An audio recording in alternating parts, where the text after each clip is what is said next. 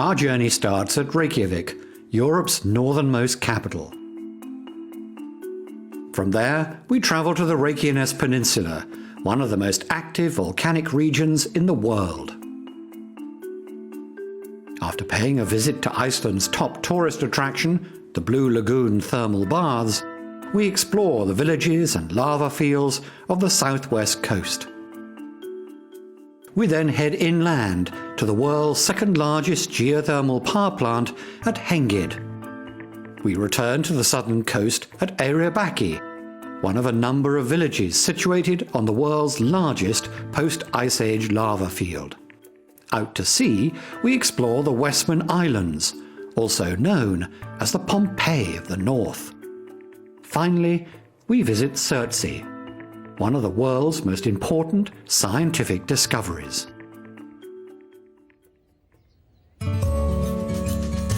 Iceland's rich history dates back to the 9th century and the age of the Vikings. It's believed today's Reykjavik was the site of their first permanent settlement. Europe's northernmost capital enjoys one of the highest living standards in the world. With its abundance of renewable energy, Reykjavik is also considered to be the world's greenest city, a great source of local pride. While Iceland remains Europe's most sparsely populated country, roughly 2/3 of its 320,000 inhabitants live in or around the capital. With its commercial shipping facilities, international airport, and striking architecture, Reykjavik has embraced its status as a thriving modern city. One distinctive building is known as the Pearl, a storage facility for geothermally heated water. The location here, a mere 2 degrees south of the Arctic Circle, means short 4-hour days in winter. But in the summer, Reykjavik becomes the land of the midnight sun, with nearly 24 hours of daylight. Swimming is a great way to pass Iceland's long summer days. The use of geothermal pools means year-round bathing. A fine example of the country's unique architectural style is Hallgrímskirkja Cathedral, one of Reykjavik's most recognizable landmarks. At nearly 75 meters, the majestic tower's design was inspired by the shapes and patterns found in lava formations. Of course, no visit to Iceland's capital would be complete without exploring the colorful housing of the city's neighborhoods. Painting buildings this way goes back to the early 1900s, when corrugated iron was used as a cheap and abundant building material. The problem was that it quickly rusted. So, in resourceful Icelandic fashion, the homeowners looked no further than the leftover paints from boatyards to rust-proof their houses. It also made the city blaze with color. Though today building materials are mixed, it's a habit that's clearly stuck. Another of Iceland's traditions holds an even greater significance than housing or architecture. Built in 1992, Reykjavik City Hall may be a sleek, bold structure built for a modern government, but democracy in Iceland has roots dating back more than 1,000 years.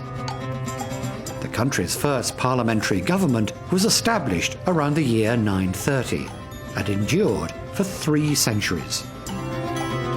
One of the city's most beloved works of public art, the Sun Voyager, pays homage to Iceland's Viking past.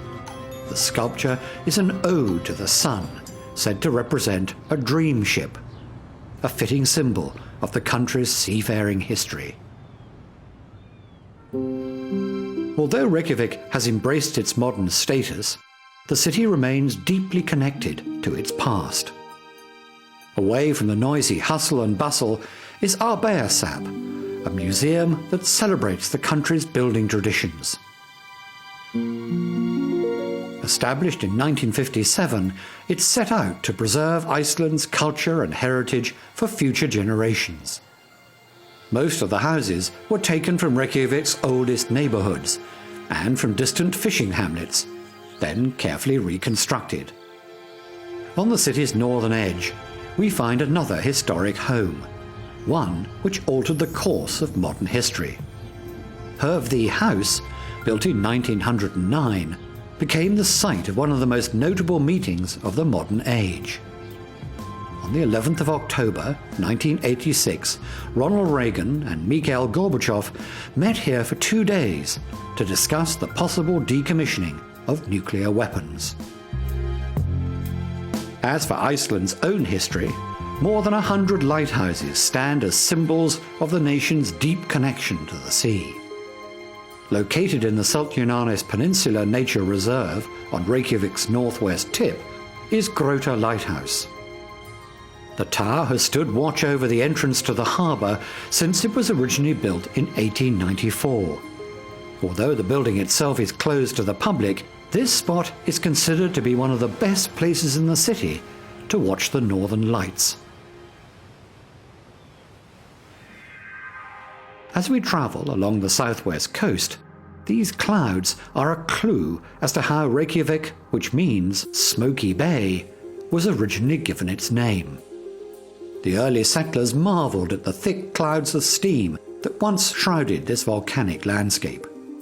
The lava and ash have also given Iceland its rich mineral resources. One of the country's key industries is aluminium smelting. With an annual capacity of more than 185,000 tonnes, this Rio Tinto plant is an important part of the national economy. Today, aluminium accounts for around 20% of Iceland's total exports.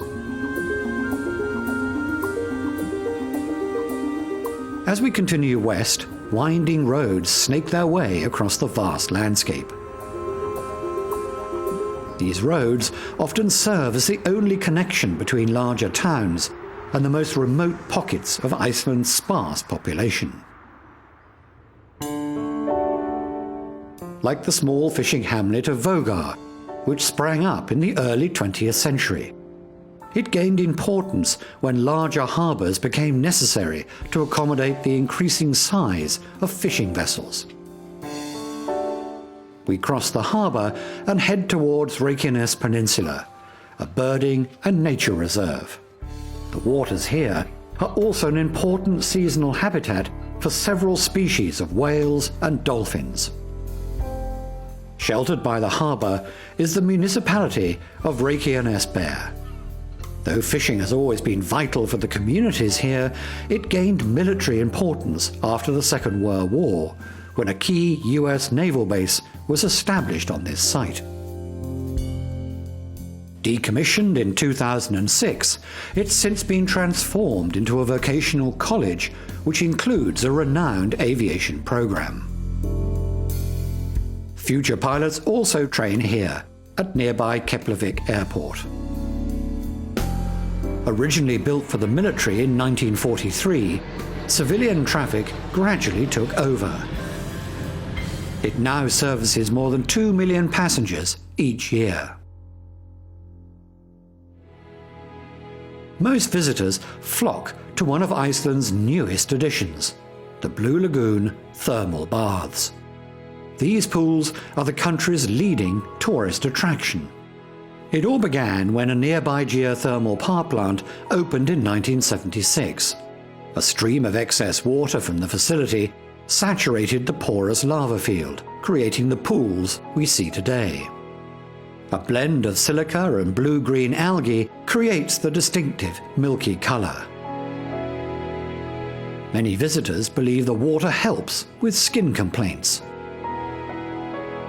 The Blue Lagoon may be fairly new, but Icelanders have been utilizing hot water pools for centuries. The first man-made geothermal facility in Iceland dates back to the early 13th century. But the tradition of bathing in the hot springs has been an important part of the national culture since the first settlement in the 9th century. Today, the Blue Lagoon welcomes more than 400,000 visitors each year from every corner of the globe. It may not be a naturally occurring phenomenon, But its impressive size and the water's unique characteristics ensure its place as one of the man-made wonders of the world. These pools are also another example of Iceland's penchant for finding innovative ways to utilize available resources.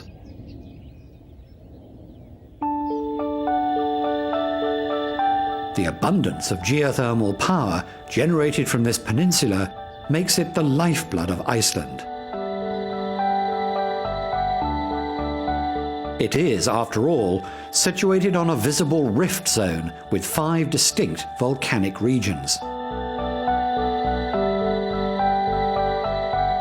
Since most of the world's rift zones are underwater, the peninsula offers a rare glimpse of the North American and Eurasian plates as they pull away from each other, albeit very, very slowly.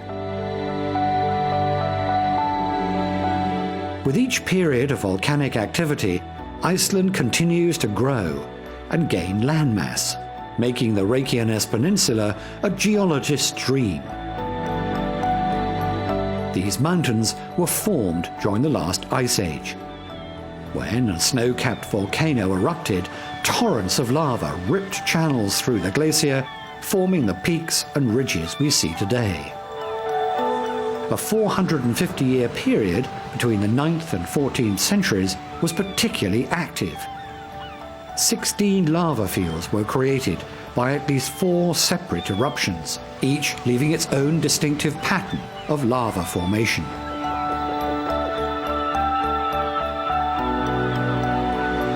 The cliffs along the southwestern coast offer a spectacular glimpse of Iceland's fascinating geological history.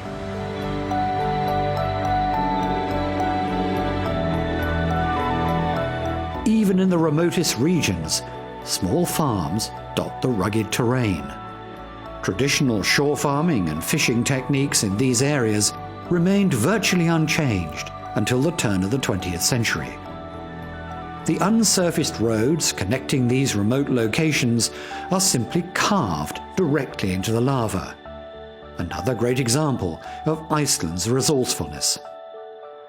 More than half the country's 13,000 kilometers of roads are made this way. But it does leave the surface a little dusty.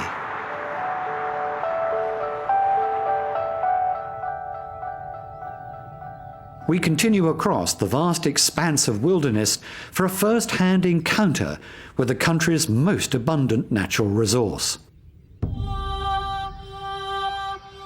Beyond these rocky crags and along this winding road lies Headless Heathy Geothermal Power Station, the second largest of its kind in the world. The plant opened in 2006 and has since undergone several expansions. Today, Iceland is one of the world's foremost leaders in geothermal technology. Nearly all the nation's electricity is produced using renewable resources, such as geothermal and hydroelectric power. An estimated 90% of the population uses green energy.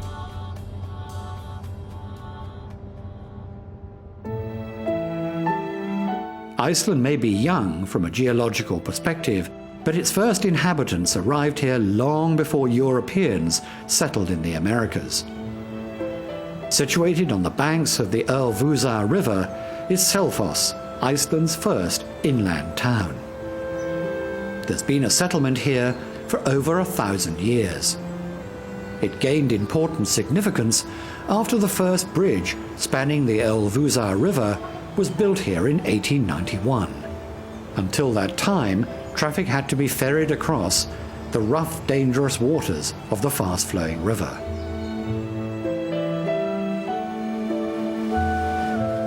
We return to the coast at Eyrarbakki, once Iceland's largest trade port and cultural hub.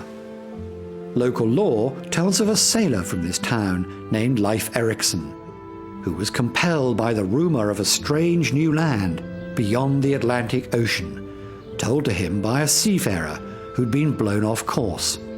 The truth may never be known, but many historians now credit Leif Erikson as the first European to set foot on North American soil 500 years before Columbus.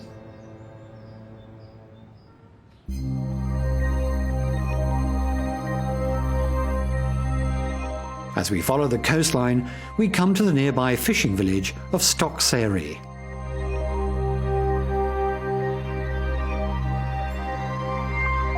In addition to its small human population, nearly 70 species of birds have been recorded.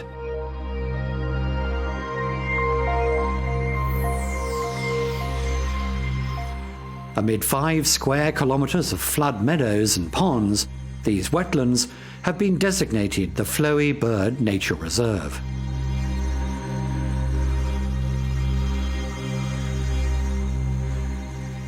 The entire surrounding area is part of the massive Thyorsa lava plain. Thyorsa is the largest post-Ice Age lava flow on Earth. For local sailors, steering clear of Iceland's most treacherous stretches of shoreline has been a challenge for centuries. Keeping careful watch over the rocky shore is Canara Rós Lighthouse. Since its construction in 1938, it has played a critical role for vessels sailing in the region.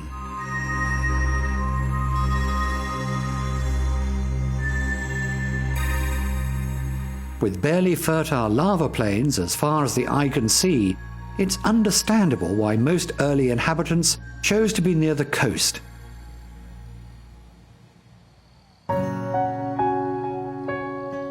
Further inland, settlements grew beside rivers. This sparsely scattered village of Thikbiver has sustained itself with fish from the Hulsa River since the arrival of its first inhabitants in the 9th century. Today, anglers depend on a carefully planned program to replenish the salmon and trout stock. An increasing number of tourists visit Thikbiver to enjoy one of the country's premier fishing experiences. Protecting the country's natural resources is an important part of Icelandic culture. The use of fertilizers and pesticides are strictly limited. Pollution from nitrogen and phosphorus are virtually non-existent in Iceland's rivers and lakes. Life is usually peaceful for those living in the shadow of Katla, even though it's one of Iceland's most dangerous volcanoes. On average, there's an eruption every 60 years, and the next is long overdue. But molten lava and ash aren't the only causes for concern. Melt from the glacier has led to catastrophic flooding in the past. Just off the southern coast, we find another of Iceland's most active volcanic locations, the Westman Islands. The name refers to the Irish people who fled here after escaping slavery on Iceland's mainland. The Irish were called Westmen because Ireland was the westernmost country known to Nordic people at the time. We spot a whaling ship heading out in hope of a catch. It's one of only 3 countries where commercial whaling is still permitted, although not without criticism from conservationists.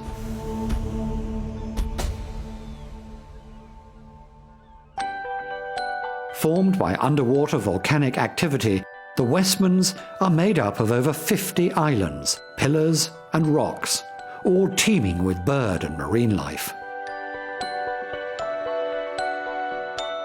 The largest and only populated one is Heimaey.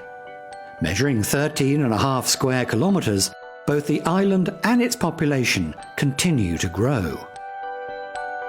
But humans aren't the sole inhabitants. The archipelago also hosts the largest puffin colony on Earth. An estimated 30% of the world's puffins can be seen nesting here in the summer months.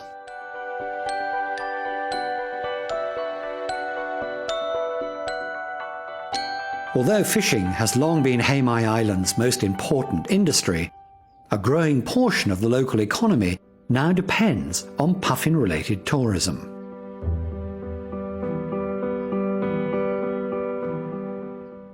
Icelanders have always found creative ways to utilize their natural resources. And the island's small airport is no exception. Lava and ash from the most recent volcanic eruption were used to refurbish and extend the runway.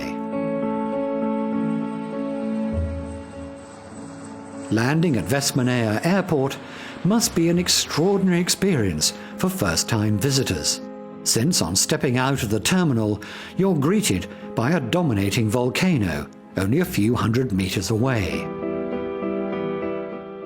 It's one of two on the island that lie side by side and are part of the Vestmannaeyjar volcanic belt, a system that covers almost 900 square kilometers. The smaller volcano is Helgafell, or Holy Mountain. This 227-meter cinder cone last erupted 5,000 years ago and is no longer considered to be active. Its neighbor, on the other hand, has not been so quiet. With no sign of seismic activity for the moment, Eldfjord, or Fire Mountain, makes a nice afternoon hike. But a massive eruption just a few decades ago resulted in the town's nickname Pompeii of the North. On the 23rd of January 1973, a 1,600-meter crack burst open on Eldfjord's east side. Glowing fountains of lava spewed 150 meters into the air for several weeks. The eruption eventually slowed, but lava continued to flow for another 5 months. By June, 417 houses were destroyed, and the town was covered with 250 million cubic meters of ash and volcanic debris. But the damage would have been much greater had it not been for a few brave souls and a clever attempt to stop the advancing wall of lava. Firefighters laid 30 kilometers of pipeline and used 43 pumps to douse the lava with icy seawater from the North Atlantic. It was the first such attempt anywhere in the world, and the monumental effort paid off. They were able to halt the flow and save most of the town. Geologically, the Westmans are quite new, less than 10,000 years old. But Icelanders and scientists from around the world were in for quite a surprise when a totally new island suddenly emerged. Surtsey first appeared one November day in 1963 as a column of thick, black dust rising from the ocean. By the second day, a mound of cooling rock was protruding 10 meters above the waves. The eruption continued for another 4 years. By then, the island had spread to nearly 3 square kilometers and reached a height of 170 meters. Surtsey's unexpected appearance offered an invaluable opportunity for scientists. Processes such as soil creation and the development of plant and wildlife species could be directly observed. Aside from members of the island's small research center, human contact with Surtsey Island is strictly prohibited. Restrictions also limit diving, boating, and even flying nearby. The select few allowed to visit must take careful precautions to avoid accidentally introducing seeds or insects into the island's ecosystem. The United Nations organization, UNESCO, saw Surtsey as a pristine natural laboratory to be treasured and protected, and as such was declared a World Heritage Site in 2008. It's the new addition to the spectacular Westman Islands that continue to tell the story of our forever changing planet. A perfect place to end this journey.